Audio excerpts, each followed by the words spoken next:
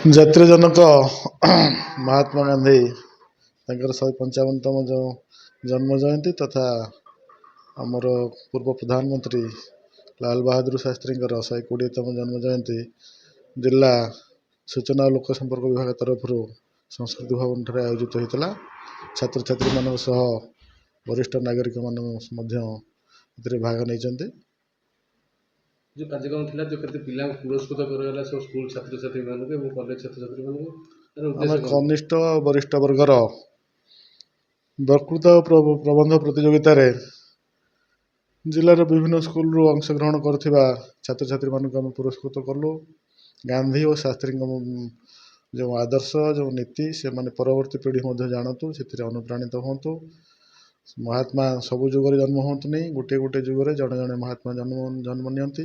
କିଛି ଦିନ ପରେ ତ ବିଶ୍ୱାସ କରାଯାଇପାରିବ ନାହିଁ ଯେ ମହାତ୍ମା ଗାନ୍ଧୀ ଆକ୍ଚୁଆଲି ଜଣେ ମଣିଷ ଥିଲେ ବୋଲି। ତେଣୁ ସେଥିପାଇଁ ଏ ବିଷୟ ଅନୁପ୍ରାଣିତ କରିବା ପାଇଁ ବ୍ୟବସ୍ଥା।